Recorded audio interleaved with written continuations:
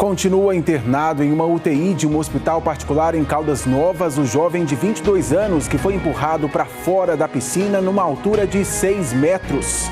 Assunto para o Jonathan Moreira.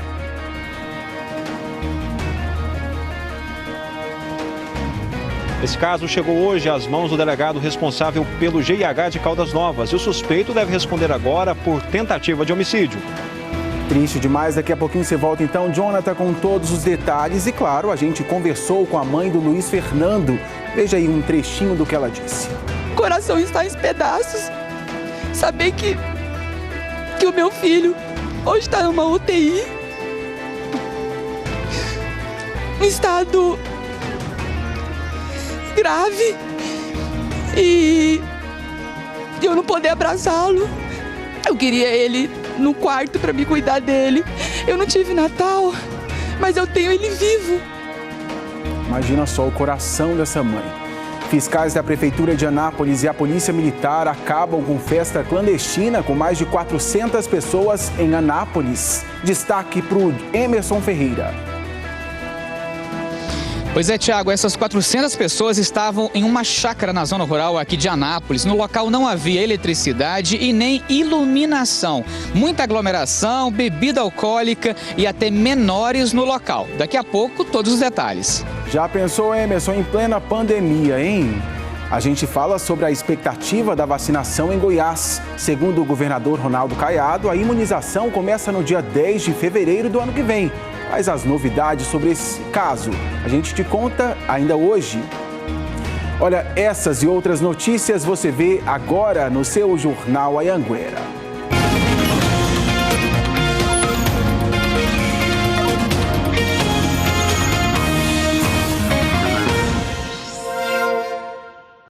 Olá, muito bom dia para você. Seja muito bem-vindo ao nosso Jornal Anhanguera desta segunda-feira, última semaninha do ano, hein? Vamos começar. Bom jornal para a gente. Olha, prestou depoimento à polícia o suspeito de agredir o jovem de 22 anos durante uma festa em Caldas Novas. Na confusão, a vítima foi empurrada para fora da piscina com borda infinita, numa altura de 6 metros. O repórter Jonathan Moreira está acompanhando esse caso e traz agora os detalhes ao vivo de Itumbiara. Ei, Jonathan, bom dia para você.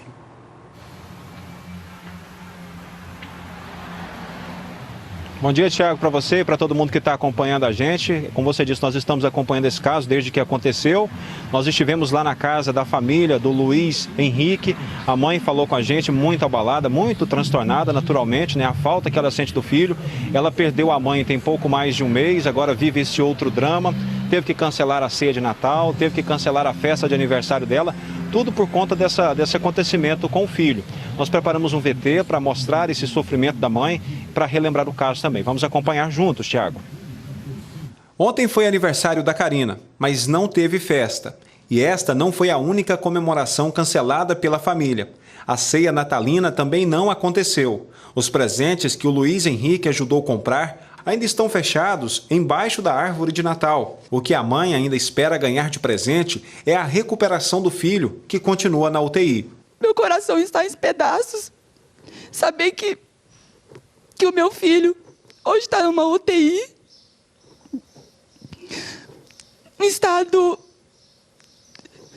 grave, e eu não poder abraçá-lo. Luiz Henrique Cavalcante Romano, de 22 anos, foi convidado por amigos para ir a uma festa nesta casa, num condomínio de luxo, em Caldas Novas. Por volta das 3h30 da manhã, uma confusão começa e as pessoas chegam a cair na piscina.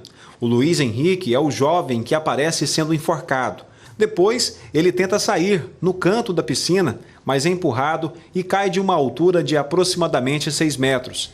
É que a piscina de borda infinita fica num pavimento mais alto. O suspeito de ter empurrado a vítima é o empresário Sérgio Reis de Oliveira Júnior, que, segundo a família, teria fugido sem ajudar a vítima. O boletim de ocorrência feito pela Polícia Militar tratou o caso inicialmente como uma lesão corporal.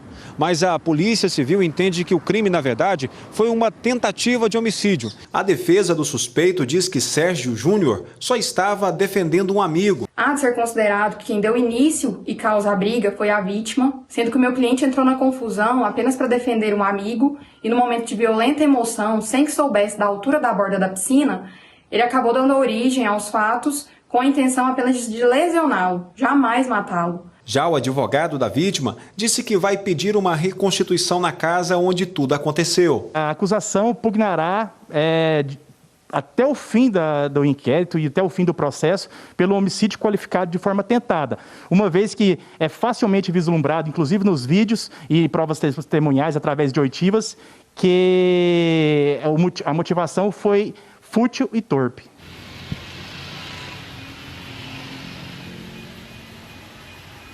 Esse caso chegou hoje às mãos do delegado responsável pelo GIH, que é o Grupo de Investigação de Homicídios. Nós falamos com o delegado e ele tratou sobre esse assunto com a gente. Vamos acompanhar.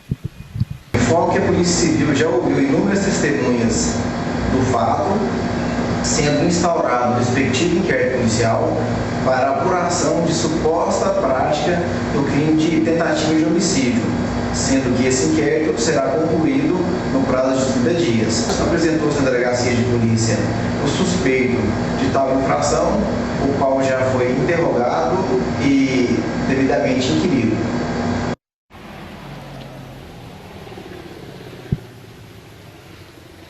É isso aí, o crime aconteceu na madrugada do dia 24. No fim da tarde do mesmo dia, o suspeito se apresentou espontaneamente na delegacia de Caldas Novas, foi ouvido e liberado.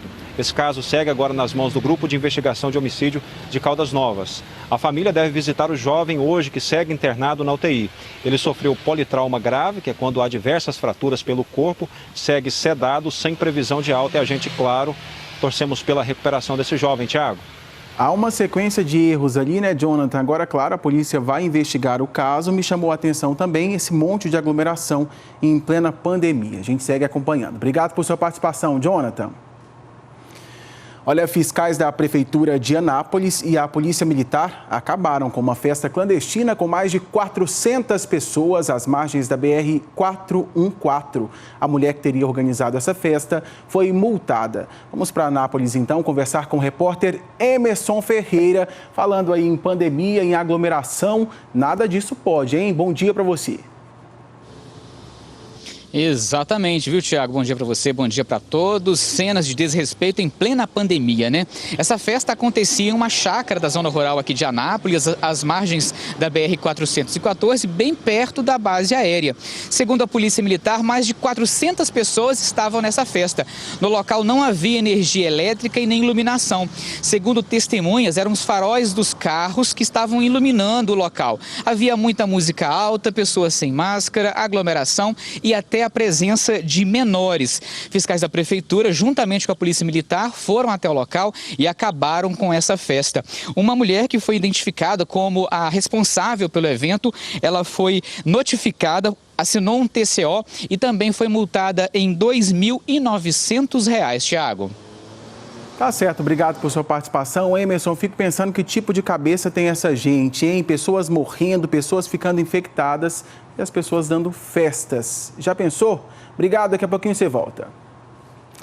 E lá em Caiapônia, a mulher de um traficante tentou subornar os policiais para que o marido não fosse preso. Ela chegou a oferecer R$10 mil para eles. A Tássia Fernandes tem mais informações para a gente ao vivo, porque esse suborno, inclusive, foi gravado, né, Tássia? Bom dia. Oi, Tiago, bom dia para você e para todos que nos acompanham. Essa conversa foi sim gravada pelos policiais militares. Eles receberam uma denúncia anônima de que estava acontecendo uma movimentação estranha numa casa em Caiapônia no fim de semana. Isso foi no sábado. A suspeita de que ali estavam sendo vendidas drogas. A equipe da PM foi até essa casa e durante a vistoria encontrou realmente várias porções de crack embaladas, prontas para serem vendidas, além de dinheiro que a polícia acredita ser aí proveniente do tráfico de drogas. Nesse momento foi dada voz de prisão para o homem que estava ali na residência e foi quando a mulher dele ofereceu dinheiro para os policiais para que o marido não fosse preso. Os policiais gravaram essa conversa, a gente vai acompanhar agora um trecho. Vamos ouvir. Eu tenho dinheiro na minha casa, eu vendi com a Goiânia. 10 mil. 10 mil. Aí segunda-feira, se não te passar esse fixo, eu vou levar nós presos. Ela oferece aí R$10 mil para que o marido não fosse preso. Acabou que os dois foram presos. Ele está na cadeia de Caiapônia, ela em Israelândia. E eles devem responder pelos crimes de tráfico de drogas e também corrupção ativa. Podem pegar até 15 anos de prisão. Tiago. Obrigado por sua participação. Tássia Fernandes falando ao vivo de Jataí, voltando a trabalhar depois de longas férias. Obrigado, daqui a pouquinho a gente conversa mais um pouco. Valeu, Tássia. O carro que caiu num córrego em Catalão, depois de se envolver numa batida, foi retirado nesta semana. A polícia investiga esse acidente. A imagem do carro rodando no córrego Pirapitinga chamou a atenção de muita gente. Você tá doido? Vai embora, ó. Isso aconteceu depois que o volume de água do córrego aumentou por causa da chuva. O veículo se envolveu numa batida na quinta-feira da semana passada. O acidente foi registrado pelas câmeras de segurança. O carro que provocou o acidente, de acordo com testemunhas, furou o sinal vermelho e, em alta velocidade, bateu no outro carro que iria atravessar uma das principais avenidas de Catalão. O impacto foi tão grande que o veículo que provocou a batida caiu no córrego. 4 pessoas ficaram feridas. Nós encontramos um deles fora do veículo. Ele estava consciente, porém queixava de fortes dores na região dorsal. O carro ficou no córrego Pirapitinga por 3 dias. Só foi encontrado neste domingo, quase 3 quilômetros abaixo do local do acidente. O veículo foi retirado com a ajuda de um guincho. O motorista que provocou o acidente tem 37 anos de idade e está internado neste hospital aqui em Catalão. Ele quebrou as 2 pernas e também um dos braços e deve passar por cirurgia ainda hoje. Eu conversei com ele por telefone, ele me disse que não se lembra da batida e preferiu não dar mais detalhes sobre o que aconteceu naquela noite. Desobediência ao sinal visual do semáforo, a luz vermelha, poderia configurar em tese a modalidade de imprudência. Mas isso só vai ser definido ao fim das investigações. Olha, um homem foi preso em Anápolis suspeito de importunação sexual. Ele é companheiro da prima da vítima. O Bruno Mendes de Anápolis tem mais informações sobre esse caso pra gente. 12:00 em ponto. Boa tarde pra você.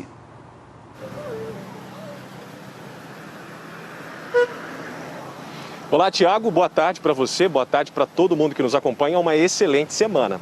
A Polícia Militar ficou sabendo desse caso aqui em Anápolis depois que uma moradora lá do bairro Frei Eustáquio, na região leste da cidade, ligou para a polícia avisando sobre uma briga na casa vizinha. Quando os policiais chegaram ao local, entenderam a situação, do que se tratava. A jovem de 24 anos, a moradora da casa, contou que estava dormindo com um filho, uma criança de 2 anos, e foi acordada pelo companheiro da prima dela, que passava a mão em regiões íntimas. A mulher então teria dado um grito, esse companheiro da prima tentou correr, mas foi abordado pelo marido da mulher, que estava na casa. Ele então questionou o rapaz, um jovem de 19 anos, sobre o assunto. O tempo inteiro ele negava a situação. O marido da vítima foi então com um amigo dele, que também estava na casa, até o quarto. E lá, adivinhe só, encontraram a carteira desse jovem de 19 anos. Aí ficou difícil negar a história. Diante disso, o amigo do marido da vítima então começou a agredir, a bater nesse jovem de 19 anos. A polícia levou todo mundo para a delegacia. Esse jovem de 19 anos foi autuado por importunação sexual e o amigo do marido dessa vítima, ele também foi ouvido e vai responder pelas agressões. Tiago. Tá certo, história chata aqui, né, no Jornal Anhanguera. Obrigado por sua participação, tá bom, Bruno? Daqui a pouquinho você volta. E um caminhão carregado com bebida sem nota fiscal foi apreendido ali na região do entorno do Distrito Federal. Vamos para lá então conversar com o repórter Danilo Moreira, falando com a gente ao vivo de Lusiânia. Ei, Danilo, o que a polícia já sabe? De onde seria essa carga, hein? Boa tarde.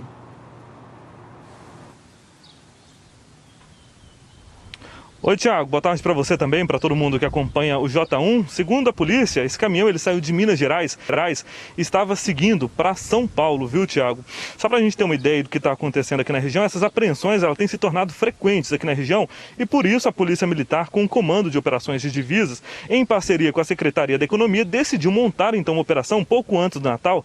Essa operação ela segue até o final do ano para tentar coibir esse tipo de crime aqui na região. Como eu disse, esse caminhão saiu de São Paulo, saiu de Minas, estava seguindo para São Paulo e foi apreendido em Cristalina, aqui na região do entorno.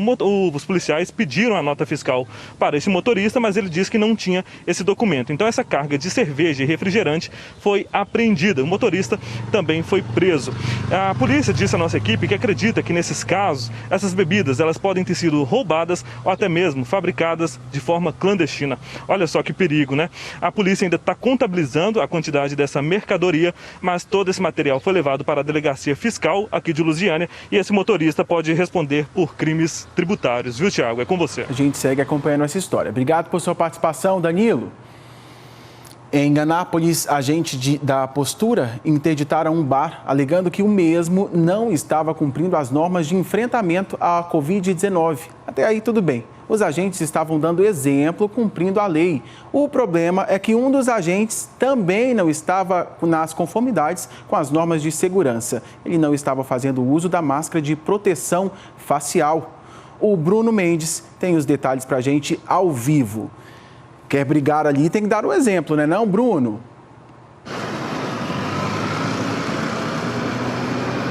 Pois é, Tiago, assim fica difícil, né? As pessoas que estão fiscalizando têm que ser as primeiras a dar o exemplo. Até então, parecia mais uma fiscalização de rotina.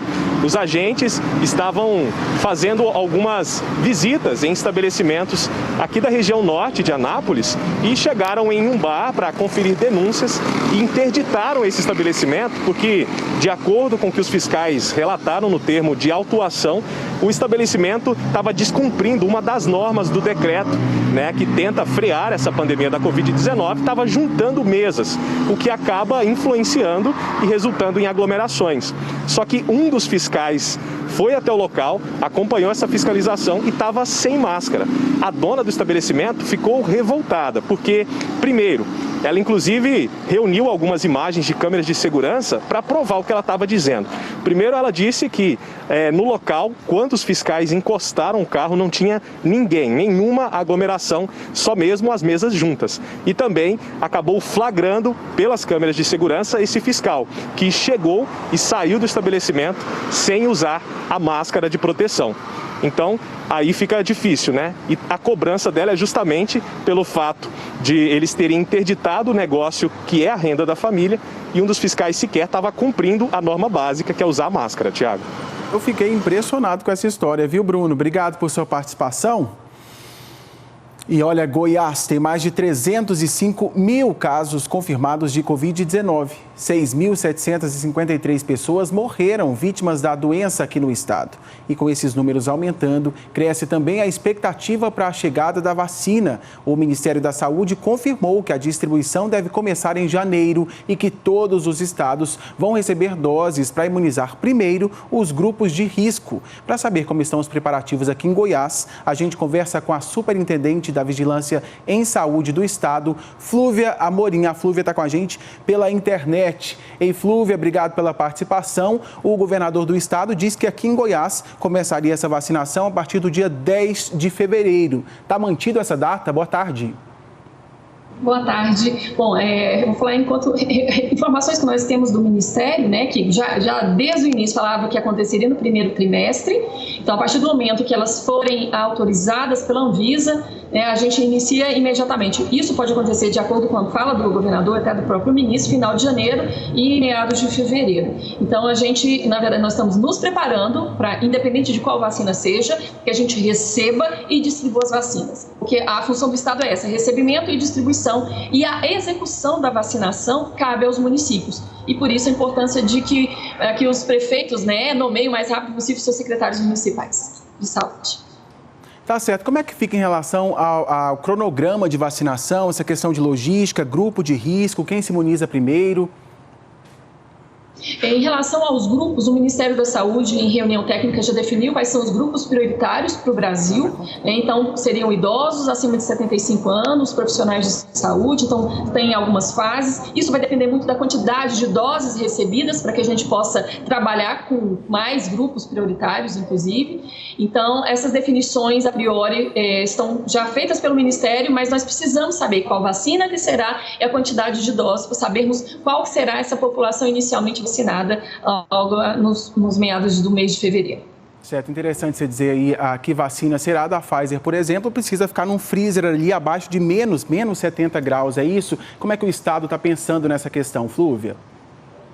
Então, diante da possibilidade de recebimento dessa vacina, nós já fizemos um trabalho com alguns parceiros, inclusive a Universidade Federal de Goiás, para que a gente tivesse ultra-freezers para receber essas vacinas. Então, nós temos sim, já pactuado com alguns parceiros, nós temos ultra-freezers, e essa vacina, depois de descongelada, ela pode ficar até 10 dias de 2 a 8 graus. Então, isso nos permite fazer uma distribuição e uma aplicação por parte de municípios, mesmo um município que não tem esse ultra-freezer. Então, há a possibilidade de você distribuir vacina para esses locais também. Tá certo, obrigado por sua participação. Flúvia, falando então da expectativa sobre essa vacina, a chegada da vacina aqui para o nosso estado. Claro, a gente segue de olho nessa história. Obrigado, Flúvia, boa tarde. Boa tarde. Vamos seguir aqui com o nosso jornal. Agora a gente fala de uma forte chuva que deixou estragos em vários pontos de Itumbiara. Árvores caíram e fios de alta tensão foram arrancados. Deixa eu chamar de novo o Jonathan Moreira aqui, que vai nos contar como está a situação lá de Itumbiara por agora. Com você outra vez, Jonathan.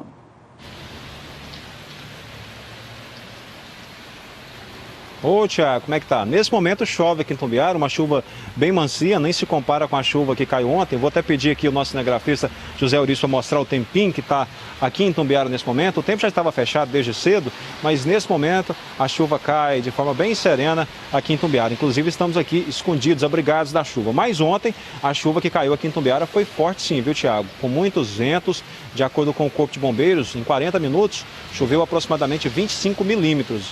De fato, uma chuva muito volumosa. E a ventania que veio acompanhada com essa chuva, inclusive nós temos fotos aí para mostrar, deixou aí 8 árvores derrubadas, árvores caídas em vários pontos da cidade.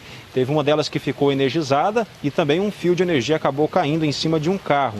Mas ninguém ficou ferido não, Tiago, viu? Só o susto mesmo. A chuva ela é bem-vinda, mas é bom quando ela chega tranquila, mansa, né? O INMET, que é o Instituto de Meteorologia, emitiu um alerta laranja. Isso quer dizer que há risco de chuvas intensas na região centro-oeste do estado. Pode chover, inclusive, até 100 milímetros num dia, muita água. Lógico que isso é uma previsão. E junto com esse alerta, há também as recomendações para não estacionar carros embaixo de árvores. Imagina só o prejuízo que é quando uma árvore cai em cima de um carro, né? Evitar áreas de alagamento, enfim, são recomendações do INMET para a gente não ter prejuízos maiores. Mas se continuar nesse tempinho aqui, é agradável, é bom, é bem-vindo, viu, Tiago? Tomara que continue assim, né, ô Jonathan? Obrigado por sua participação. Ele está falando ali que tem mais chuva, mas as temperaturas também sobem hoje, viu? Vamos ver na previsão do tempo.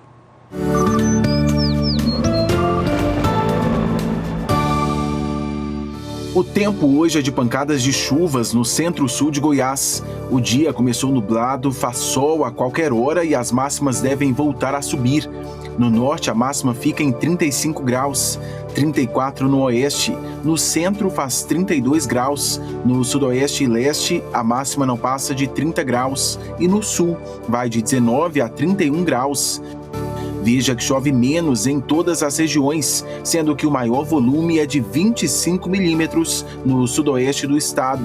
Chove pouco no norte, com 5 milímetros.